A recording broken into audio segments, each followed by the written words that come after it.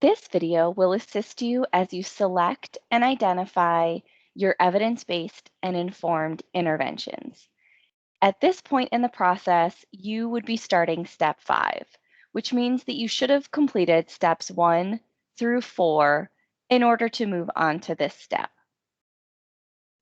I'm going to go through a few slides here, but if you have not yet watched the overview of evidence-based and informed interventions presentation, I would suggest that you pause here and go and watch that video first. It will help provide additional context to what I'm about to share. When you are at this phase in the process, you have a very clear goal in mind that you would like to achieve in the next calendar year. The next most important and very critical step is selecting the appropriate evidence-based and informed interventions to help you reach that goal. As you learned in the previous video, if you watched it around EBIs, is that they are broken into 3 categories, and those are increasing community demand, increasing provider delivery, and increasing community access. The most important thing to understand about evidence-based and informed interventions is that they are most effective when used in combination from all 3 categories. If you think about it and you're thinking about the patient population that you are trying to reach, that is increasing community demand. You are providing education outward towards that population. They have a greater understanding of vaccination and screening needs. Therefore, the demand is increasing because you are increasing their knowledge. When you think about increasing provider delivery, that's what happens within your own system and within providers within the community, that they are increasing their knowledge, they are increasing their language and how they are talking about screening, how frequently they are recommending it, and therefore you're increasing provider delivery. Increasing community access has to do with reducing the barriers that exist that prevent people from coming in to be screened. So that is office hours that don't align with work schedules or high copays that may exist for that community. Those are the 3 ways that you can impact screening and vaccination rates through evidence-based and informed interventions. That's going to be really important when we scroll down here and we start trying to align your aim statement and your data with the appropriate interventions. Evidence-based and informed interventions shouldn't be looked at as a menu that you just select what seems to fit or sound right. You really want to assess what you know and what problem you feel exists in your community and where you're falling a little bit short so that you can focus your energy and attention there, and that's where your interventions will be most effective.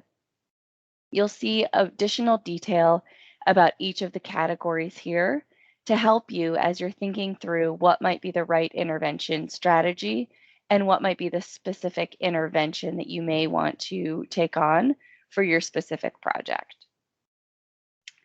Here is a matrix that'll help you understand how to start the selection process for evidence-based and informed interventions. You really want to start with the theory that you have from your data. Likely, if you're looking at your data and your screening and vaccination rates are not as high as you'd like them to be, or maybe not where you think they should be, you're establishing a theory in your mind about why that might be. Maybe it's you have a particularly screening or vaccine resistant community. Maybe it's because you feel like there hasn't been enough education in the community around options related to certain types of screenings. It could be any variety of things, but you want to look at your data and understand where those gaps are. You know your population best. You're going to have some ideas in your mind about why there might be gaps. So what you want to do at this point is really just brainstorm. If your theory was correct and if it was confirmed, what intervention would solve that problem? And you want to start writing those interventions down here. Don't worry about paring them down yet, that'll come.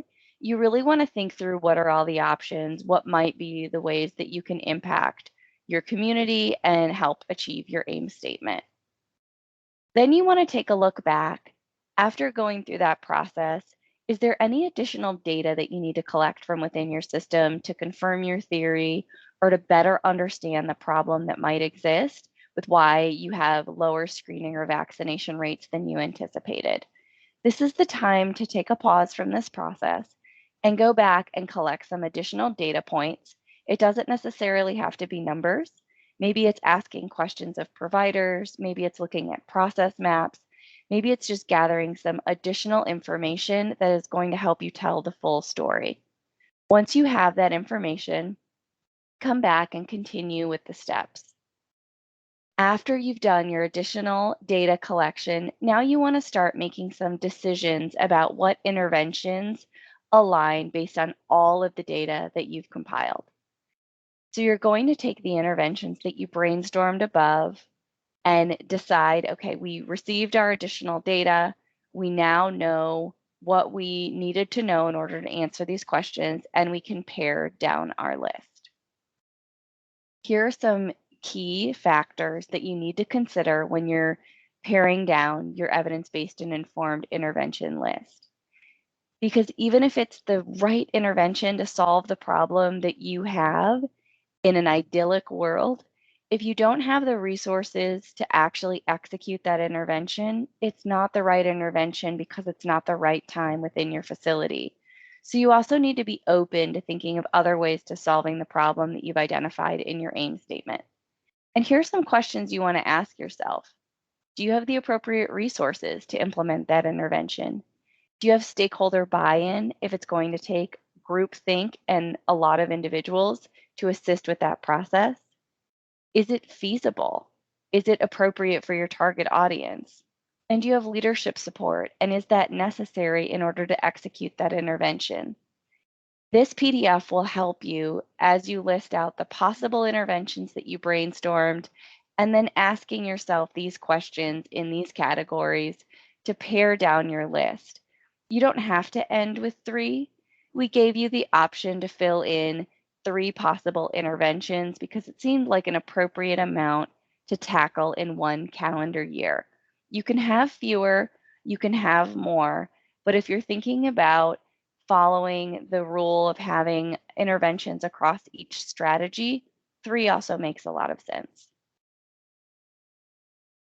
That concludes the vetting of the evidence-based and informed intervention process.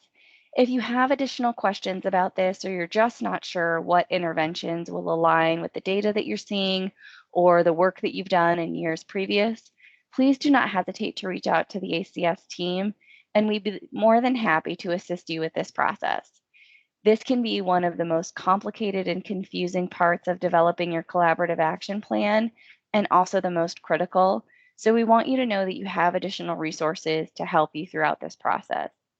Also on the hospital systems capacity building website, we have an entire resources page that's dedicated to exploring evidence-based and informed interventions and gathering information. Thank you so much for watching this video, and please let us know if we can be any further assistance. We're looking forward to seeing your completed plans.